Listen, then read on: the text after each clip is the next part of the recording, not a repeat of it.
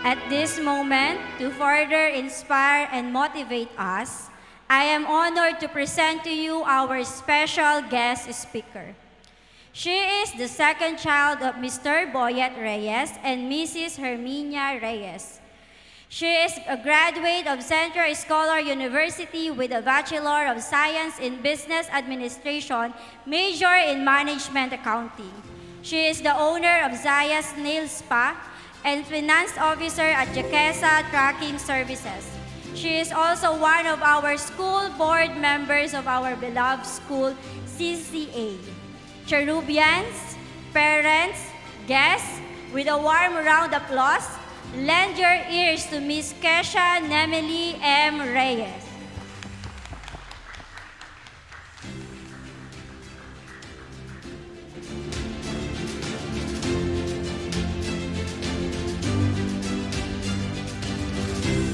Thank you, Teacher Wella. To our beloved principal, to our honored board members and chairman of the board, to our spiritual advisor, our teachers, our dear parents and guardians, and most importantly, to our incredible students of Kalumpit Cherub Christian Academy. Good morning. I am Kesha Nemeli Reyes, one of CCCA's board members. It is with great honor and privilege that I stand before you today to speak on this momentous occasion of your 10th moving up ceremony. Nagsama-sama tayo ngayon para kilalanin at parangalan ang ating mga preschool students. Over the past year, they have come through our school doors to play, paint, draw, build, dress up, read, write, color, and learn. Through the power of play, these students have grown socially, emotionally, spiritually, and academically. Nakakatuwang isipin sa ang mga batang ito na nasa harapan natin ay nakatapos na ng taon. Hindi po ba, parents and teachers? Sigurado dito yung beginning ng preschool na mga students may mga nakaranas sa kanila ng separation anxiety with their parents. Hindi maiwasan yon. Taon-taon po nangyayari iyon sa mga nagsisimula po ng preschool. Kahit po ako mismo when I was about your age, students, naranasan ko din yon. Kasi po, daddy's girl din po ako. Daddy's girl po ako. Sino yung daddy's girl dito? Mga kids, are you listening? Kulang na nga lang po, itali ko po yung dad ko sa upuan sa loob ng classroom. Wag lang ako iwanan sa school. Ngunit, ito ay isang importanteng experience sa buhay ng isang bata bilang estudyante. Preschool is an important step for the kids to grow. Bakit? Ito ay panahon ng pagbuo ng tiwala sa mga bata at ng tiwala ng mga bata sa inyo. Panahon ng pagbuo ng kanilang karakter at ng kanilang confidence sa sarili. It was a time of building relationships together. At ngayong tapos na ang school year and our students are here in front of us, I'm sure that trust was already built and good relationships are created inside the classrooms and inside our homes. Am I right? Yes or no? Kids? Okay. To our students, masaya ba ang lahat? Sagot, masaya ba ang lahat? Naalala ko, when I was your age, I'm just like you, excited and happy. At naalala ko pa yung lagi kong pinagmamalaking award sa family ko noon. Gusto nyo ba malaman? Ay, walang sumasagot. Gusto nyo bang malaman? Most behaved. Ang batang ako, proud na proud dahil may good character award ako. Kung isipin ngayon, nakakahiya kasi pinagmamalaki ko yun dati sa mga kamag-anak ko tsaka sa parents ko. It's not an academic achievement. But, don't underestimate a student with a good character. Of course, education is important, but having a good character is just as important. While ang edukasyon ay maaaring magbigay ng knowledge and skills, having a good character will enhance your relationships with the people around you. Kaya, kailangan yung i-balance. Students, naintindihan nyo ba? Kailangan yung i-balance. It will make your life better. Students, hindi pwedeng education lang ang ibaon nyo sa hamon ng buhay. Edukado ka nga, magaling ka nga sa klase, pero you're so boastful naman. Mayabang. Pag nakalakihan nyo yon, kids, hindi kayo katutuwaan ng ibang tao. Hindi kayo pagkakatiwalaan. You won't have any good relationships with other people. Naintindihan nyo ba? Kaya kailangan nating balansehin ng dalawa, education and good character. Ito ay para sa inyong matatag na kinabukasan. Tama? Actually, having a good education will develop your character. It may be good or bad. That's why proper guidance inside the classroom is important. Lahat ng ating cherubians, meron good character, hindi ba? Meron ba? Kids, sagot. Students, meron ba? Okay, very good. As I've said before, I'm sure that trust was already built and good relationships are created inside the classrooms. Kaya natapos ang taon na to na ang cherubians ay hindi lang mga edukado, kundi mayroon din magandang karakter. Palakpakan nga po natin ang ating mga students. Sige po, louder po. Yan. Dapat, pag may ibang taong nakakita sa inyo sa labas, ang dapat nilang sabihin, ang galang na bata. Cherubian yan. Di ba ang sarap pakinggan, kids? Hindi ba? Nako, pag yan, iba sinabi, lagot kayo kay teacher. Naiintindihan niyo ba? Tandaan niyo yan. To our teachers, sa ating mga magigiting na guro, maraming salamat po sa inyong pagtsatsaga. You are a symbol of strength and will always be a wonderful source of support for these students. Dahil sa inyong pagmamahal, pangangalaga, payo, at maging spiritual support, lahat ng mga estudyante na nasa harap natin ay mga magagalang, mayroong kakayahan sa buhay, edukado, may mabuting asal, at higit sa lahat, ay may takot sa Diyos. Through your power of compassionate and love-filled teaching, these students are able to develop and grow. Thank you for your efforts, teachers. Palakpakan po natin sila. And lastly, to our parents, my advice to you, don't do too much for them. This is very important. If you do too much for them, you will steal their self-esteem. Tama po? So when they give you a problem, don't go fix it for them. Give it back to them, then zip. Manahimik na po. Kids become competent when they solve their own problem, and they will become self-sufficient. Guide them, but don't solve it for them. Speaking of guidance, if you are a follower of Christ, and then that should reflect in your children. In the same way you are a reflection of God, your children are a reflection of you. Siguraduhin nyo na kapag sila ay nasa labas na ng mundo, sila ay kumikilos sa paraang magpapasaya ang Diyos. Tama po, parents? As a Christian parent, it is your responsibility to ensure that your children are brought up in the faith. This means teaching them about Jesus and instilling Christian values in them from a young age. It is important to provide them with a solid foundation upon which they can build their lives. Ang isa sa pinakamainam na paraan na gawin ito ay sa pamamagitan ng magandang halimbawa. Pagbibigay ng magandang halimbawa sa iyong sarili. My parents are Christians. I respect and admire them. Kasi hindi lang sila Kristiyano sa salita. Kristiyano din sila sa gawa. Pinakita nila sa akin at sa mga kapatid ko how much they love God and how much God loves us. God is the center of our family, and as a family, we serve the Lord. Show your kids what it means to be a follower of Christ by living out your faith every day. Lead by example in everything you do, from how you treat others to the way you handle difficult situations. Let them see Christ working through you in all areas of your life. Tandaan niyo po iyon. It is your duty to raise godly children.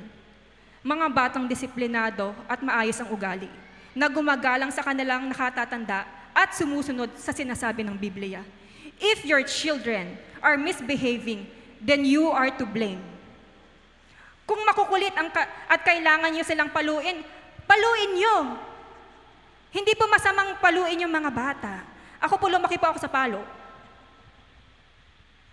Kung kailangan po natin talaga disiplinahin. Huwag kang magpapabaya sa pagdidisiplina sa iyong anak. Ang tamang pagpalo ay hindi niya ikamamatay, kundi makapagliligtas pa sa kanya sa kamatayan. Proverbs 23, verses 13 to 14. Nasa Bible po iyon. Remember that.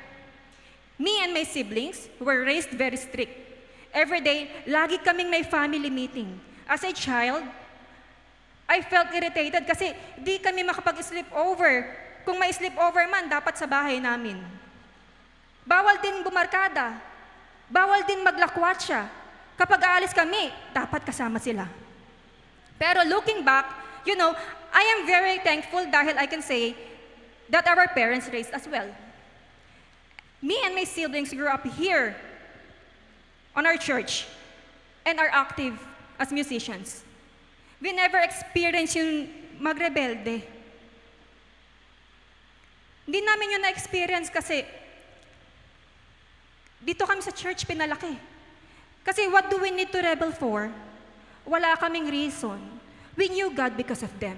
They raised us according to God's standards. Kaya please, parents, use your Bible and learn how to raise them according to God's standards. Also, parents, strive to become your child's greatest support. Kasi ako bilang isang anak, napakahalaga nito. My parents became my greatest support. My mom is my mentor. My dad is also my mentor/cheerleader. When I said na gusto kong mag-business, hindi sila nakialam. They just guided me. They respected my decision. My mom gave me advices. She helped me understand yung pasikot-sikot ng pagnenegosyo. My dad naman, nung panahon na nagkaroon ako ng problema sa business ko, when yung owner ng building ay nagbigay ng order na we need to move out and offered us a new location, but on our own expense. My dad was there for me. He was my cheerleader. Nung panahon na yon, I was so discouraged kasi yung new location offered sa amin, walang kaayos-ayos, walang kisame, walang flooring. Pati yun, pader bare. Hollow blocks lang, mag-i-start ako ulit. Iniisip ko, gastos. Pero, when I was about to give up and was planning to close down my business, yung dad ko, siya yung nag-convince and nag-encourage sa akin to start over sa bagong location. Sabi ko sa kanya, what if it fails? Sagot naman niya, kaya nga tatry mo para malaman, paano kung mas dumami lalo yung clients mo? And you know what? Tama yung dad ko. My business was able to recover. Tapos ngayon, marami na akong regular clients. And right now, my business is doing well. Amen. Yes. I was able to overcome a challenging time because I have a great support. A strong support system is very important in a child's life and success. Hindi natatapos yun hanggang lumaki na mga anak nyo. They will still need your guidance and support even if may sarili-sarili na silang mga buhay. Ngayon, habang mga bata pa sila, simulan nyo na ang paggabay sa kanila ng tama. Raise them with the guidance of the Lord. Train up a child in the way he should go, and when he is old, he will not depart from it. Proverbs 22, verse 6. Students, please obey your parents and listen to them. Kasi hindi nila kayo ipapahamak. Wala silang ibang hiling kundi lumaki kayo ng tama at may takot sa Diyos. And right now, you should know na proud sa inyo ang moms and dads niyo. They have high hopes for you and they believe in you. And you are making them proud by showing what you can do. Tingnan niyo sila ngayon. Students, tingnan niyo ang parents niyo. At makikita niyo silang nakangiti. At yung iba nagtitake pa ng pictures to record this moment forever. They are very proud of you and they love you very much. Ngayon na nakaupo kayo dito sa harapan, nakikita nila na sulit ang kanilang efforts and sacrifices. Today would be a good day to hug them. Later at the ceremony, puntahan niyo sila at yakapin niyo. For now, students, please stand up. Stand up, please. Turn around, and look at your parents. Come on. Sabihin niyo, thank you for your unlimited support.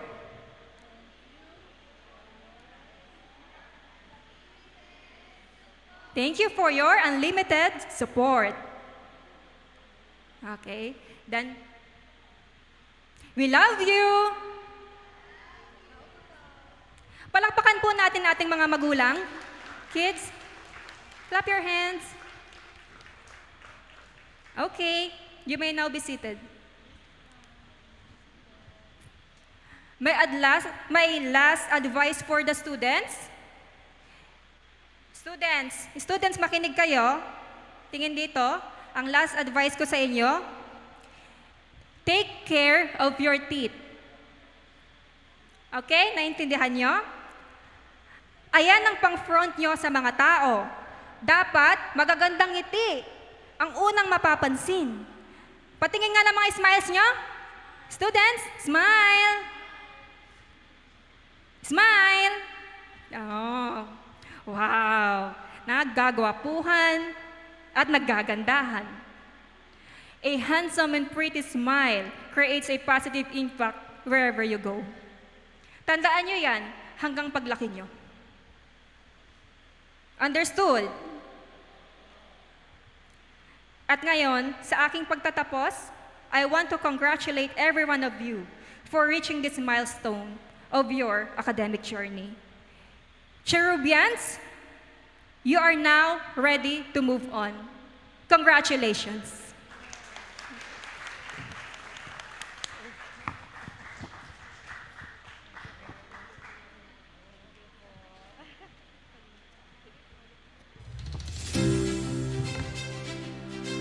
Thank you so much, Ma'am, for coming over, gracing our event, and motivating all of us. Please remain po sa ating stage. Please remain on stage as we award the Certificate of Appreciation for your presence. May we request our school board members, chairman, vice chairman, and our officers po, to come up on stage and do the honor. And please allow me to read the citation. Republic of the Philippines, Department of Education, Region 3, Division of Bulacan, Kalumpit Cherub Christian Academy Incorporated, Buruk Dos, Ibao Este, Kalumpit, Bulacan. This certificate of recognition is given to Kesha Nemili M. Reyes in grateful acknowledgement of her distinguished and invaluable service rendered as guest speaker during the 10th Moving Up of the Kalumpit Cherub Christian Academy Incorporated with the theme Kabataang Pilipino para sa matatag na kinabukasan ng bagong Pilipinas, thereby contributing immeasurably to the prestige and success of the occasion. Given this first day of June in the year of our Lord 2024, signed by Mrs. Herminia M. Reyes, our chairman of the school board, and our Principal, Miss Merlita C. Bebe.